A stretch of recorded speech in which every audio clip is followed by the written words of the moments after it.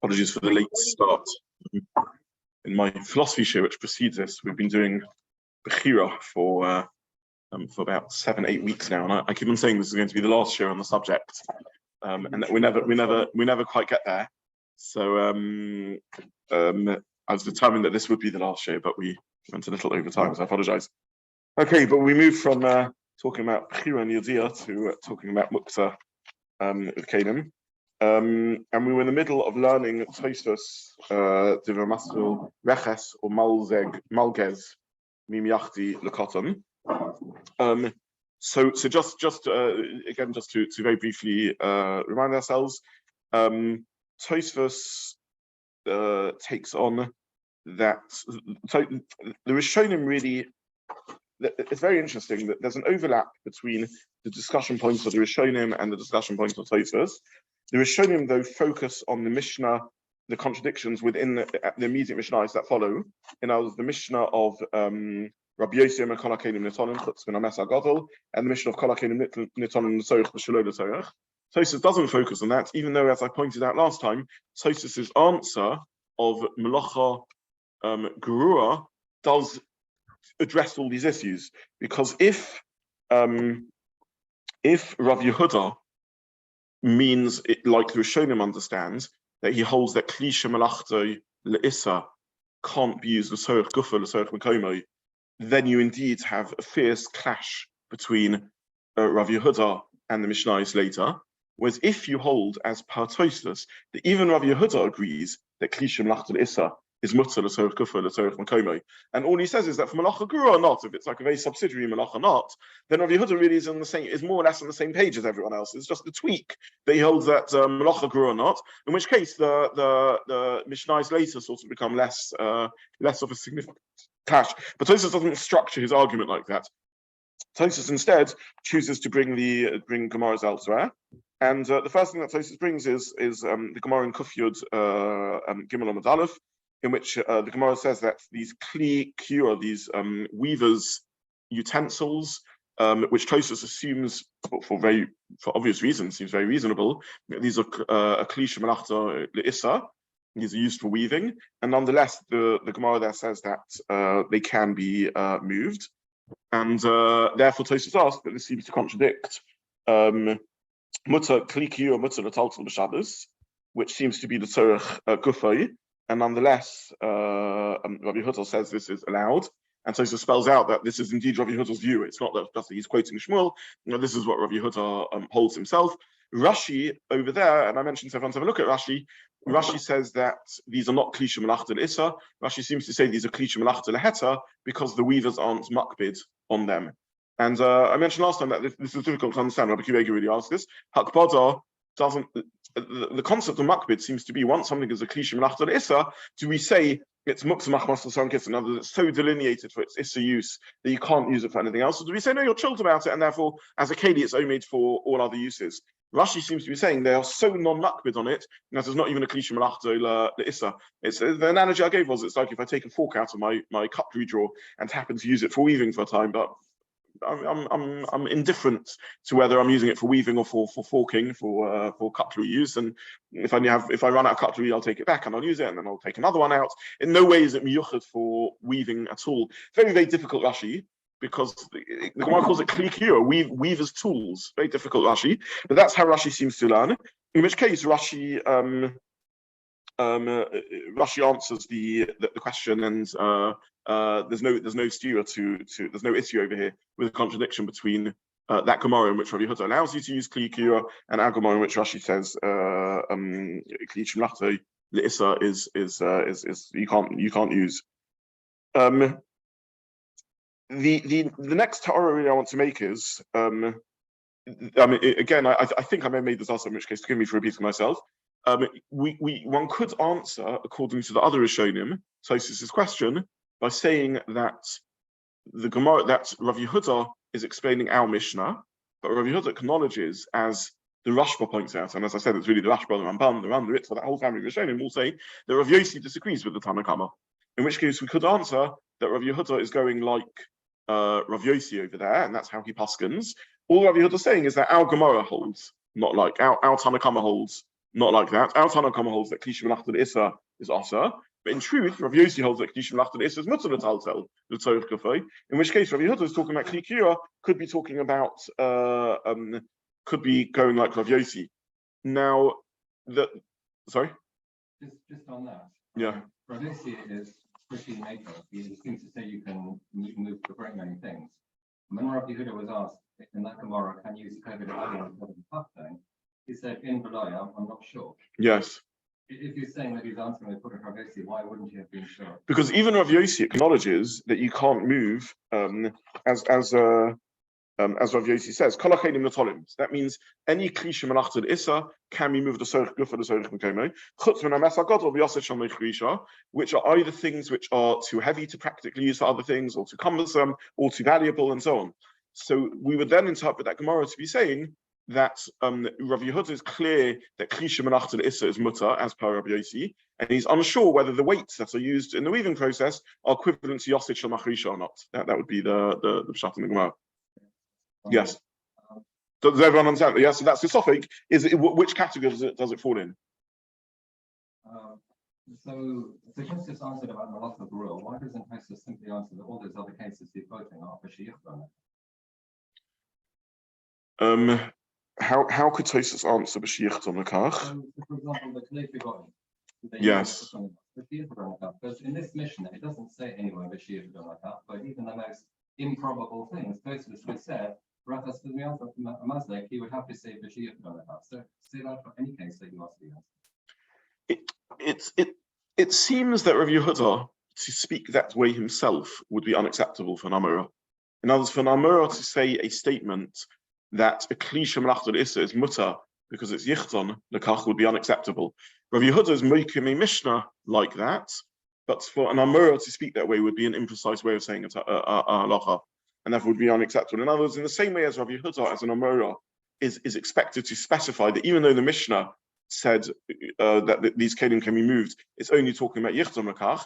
That in the same way as he would be expected to explain a Mishnah like that, it would be unacceptably unclear for him to give a psak halacha himself if that's what he meant. So therefore, that's not a reasonable explanation of Rav Yehuda. That's what it would seem. This is a sort of general rule in sort of derech halimud, that even though the Amoraim on occasion accepted that Mishnayos were written in very brief terminology and would create an okimta in the Mishnah and say even though the Mishnah seems to be saying that it can be used for anything, nonetheless. Sorry, the notes a lot in Kurnos by Egozim or Kadam Lach, it would nonetheless be unacceptable for an Amora to speak in that way, even though you can make an okimta in a Mishnah. This is one idea. The second idea is that the truth is that the okimta is pretty tough in Rabbi Yehuda, but just about get-awayable with, because at the end of the day, the Mishnah says a kardom, Kurnos. It doesn't say that this is a Kurnos Shel nafochim, that is a blacksmith hammer, and therefore you can say he says a hammer as long as you make suitable arrangements for it. Rav Yehuda though says that in the Gemara in Kuf Yud Gimel, he says klei kivoy, which means that they're weaving tools or weavers' tools. And they're talking about them being actual weavers' tools. It seems to be over the edge to say that he's talking about where you yichtom to no longer use them as weavers' tools. So that's a second thing over here. So number one, it's always more difficult to make no kimta in an Amora. You would expect Amoraim to speak more clearly than Mishnayos, where we know a Mishnah was written with brevity as a significant fact in how the Mishnah was phrased. Even though any okimta is difficult and problematic, but nonetheless, maybe we can get away with it. And secondly, the Mishnah at least doesn't specify which sort of Kurnos or kardom we're talking about, whereas Rav Yehuda in his memory explicitly does. Okay, so this is the structure of the Gemara. Why can't we answer that Rav Yehuda paskins like Rav Yossi? So the truth is, the Ritva does answer this, and the Ritva, in the way he answers, specifies what the conceptual problem is. If Rav Yehuda paskins held that Rav Yossi argues, which is what the Ramban, Rashba, and Ritva all say, that he held that Rav Yossi is not like the Tanna Kama, and he paskins like Rav Yossi, we have a very serious question, which is why then on earth didn't he also learn the Tanna Kama like that? Why invent a machlokas and say that the Tanna Kama is shaloika halacha, and the Tanna Kama holds that Kli Shemelachto LeIssur cannot be nittel, Why not say that Kli Shemelachto L'Issur can be nittel, like is the halacha? What forced him to say such a forced okimta? The Mishnah says Kurnos can be nittel, and the other says we're talking about a Kurnos where you yichtanakach. Why say such a poor reading of the Mishnah? Learn the Mishnah in a more normal way, as Rabbah indeed does, and critiques Rabbi Yehuda for his reading, and then you don't have any problems.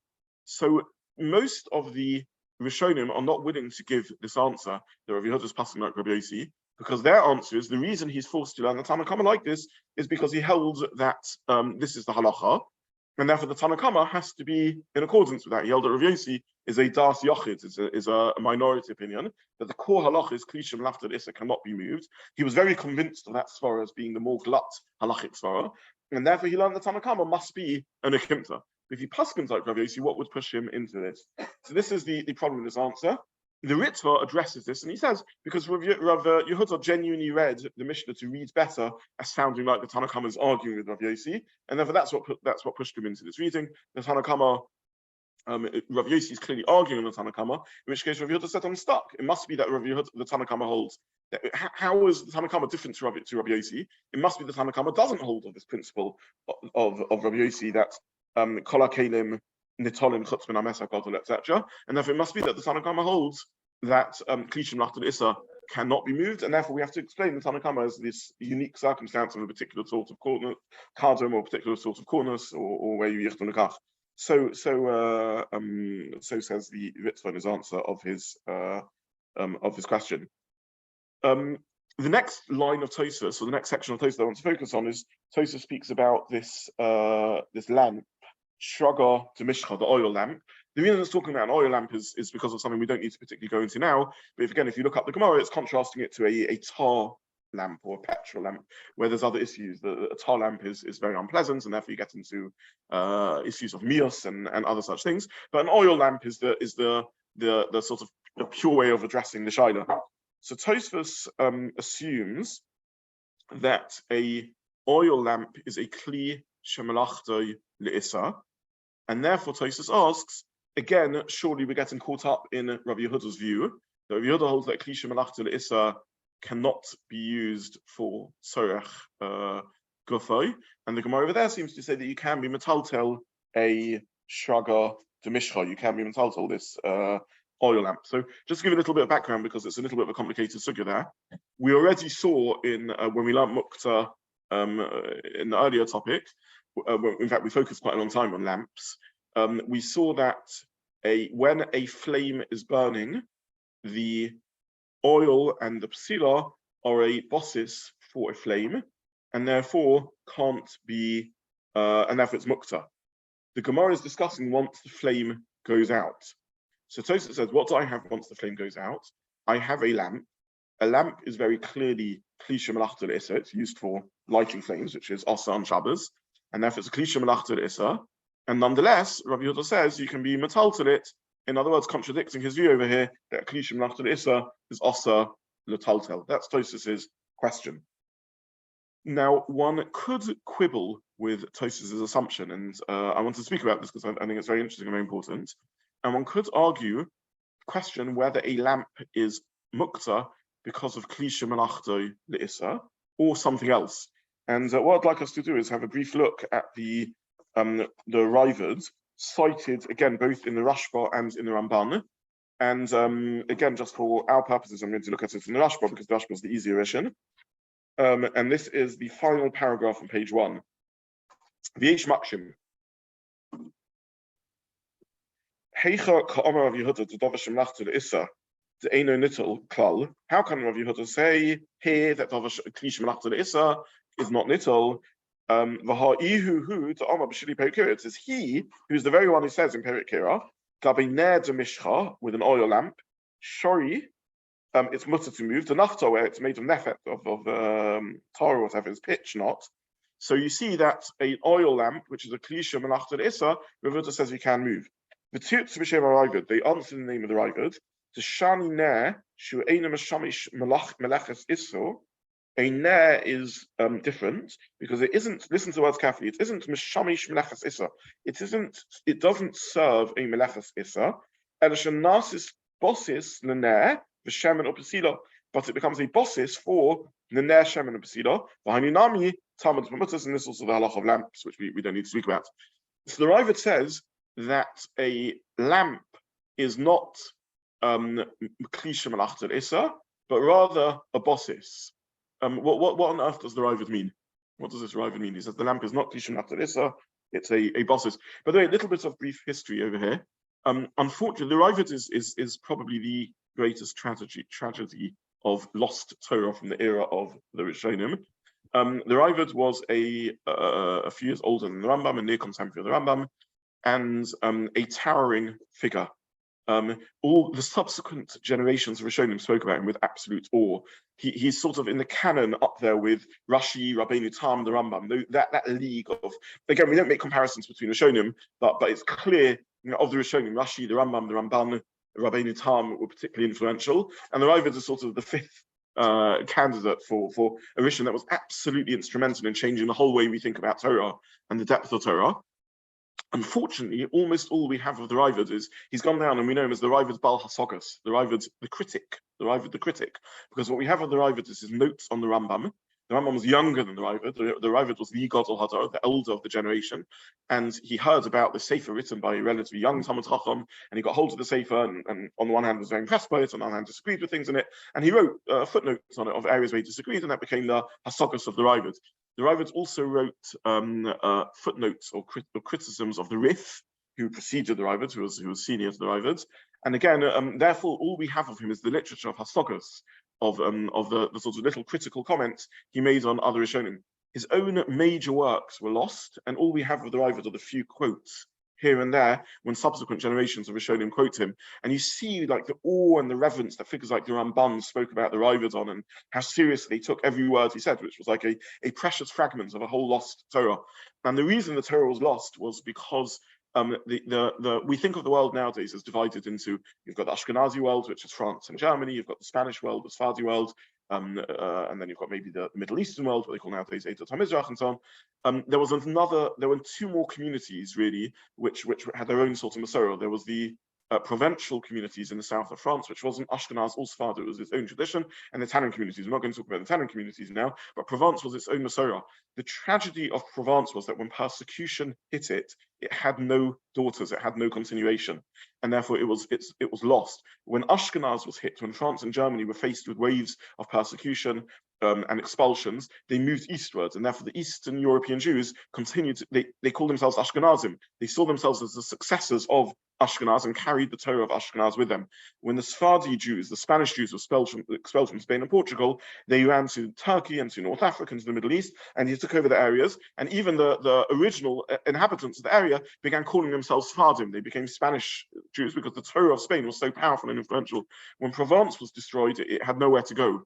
And Provence was persecuted out of history by the popes. They were papal states, and they wouldn't allow it. It's unbelievable. They literally went from house to house search and destroyed every sefer they could find. And for hundreds of years, you had Jews simply living with zero sepharim, a terrible tragedy of history. And as a result, we've lost so much of the Torah of Provence. So the Ravid is a very, very important mission. It's a tragedy or an insult to calling the Ravid Bal Hasagas. He was the Ravid. And unfortunately, we have very little of his Torah left. Every word is precious. And the Ravid over here is arguing that a lamp shouldn't be thought of as a kli shemelachto LeIssur. Really, really interesting and profound point. And I want to speak about this for a few moments because it just gets us thinking about what kelim are. Kelim are things that we use. What do we mean when we talk about using something? So a pen is a keli because I use it to write. An axe is a keli because I use it to axe with, to chop with. Thank you. I knew there's a posh word for it. To chop with. Thank you. The kelim are things that I use to do. A hammer, I hammer with. Right? I use them for things. What about things which aren't used in quite that manner? So let's, for example, talk about. I never know which way around this is. There's the thing an anvil. What's it called? The hammer and anvil. Thank you. Hammer and anvil. The anvil is the board on which you hammer. Is an anvil used in the same way? I don't use it in the same way. It sits there and it's just. It's used to anvil on. So is that a keli or not? Okay, there you can think about it. On the one hand, I don't grab hold of it. On the other hand, I do use it. It's used as an anvil or pestle and mortar. Again, the same thing. How is that used? Okay, that's one level of confusion. But what about a lamp? The Ravid is arguing that I'm not mishamish. I don't use a lamp as a keli in the same as other kelim. The lamp just sits there. It is. It is a way. It's a state of being, and I can get something from this state of being by lighting the lighting it. But I don't use it. I shouldn't think of a lamp as something that's used in the same way as a kli shemelachto l'Issur. More than that, if I want to argue that benefiting from the light of the lantern makes it a kli, then it's not a kli shemelachto l'Issur, because there's nothing wrong with benefiting from light. There's something wrong with lighting lights on Shabbos, with kindling flames on Shabbos. There's nothing wrong with benefiting from light on Shabbos. So of course I use it, but I use it in a perfectly permissible way. I don't use it by moving it around. I use it by it being. So are my Shabbos candles kli shemelachto l'Issur? It's difficult to call them kli shemelachto l'Issur.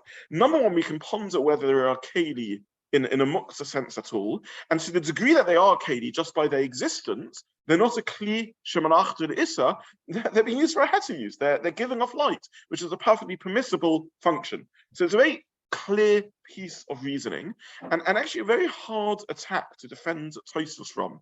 The Ravid is arguing over here that Tosfos or the questioner is wrong in viewing a lamp as a kli shemelachto l'Issur.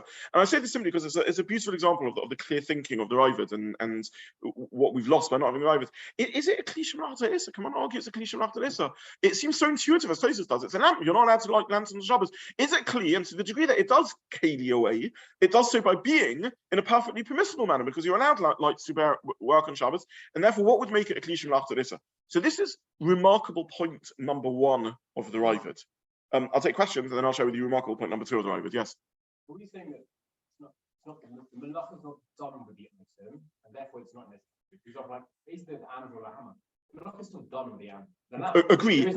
The anvil is stage one, and I think you can make a very convincing argument that anvil should be viewed as a classic Keli. Absolutely. I'm simply saying that just because you don't use it in that way doesn't mean you don't use it in a more generic way. But the Ravid is arguing you don't use the lamp for the melacha. That is what he argues. Yes. Yes. Correct. But the lamp, that's not the lamp's fault. The lamp is just giving light. That's the wick. That's what you're doing to it. You're doing a melacha to it. You're not using it for a melacha. Yeah. Sorry. I think the parts of the lamp are there to be kindled. True. And therefore what? But you're not using them for a melacha. The melacha is being done to them, and then what they continue to contribute isn't the melacha. And on the contrary, if you lit it before Shabbos, you're allowed to continue to benefit from the light on Shabbos. No.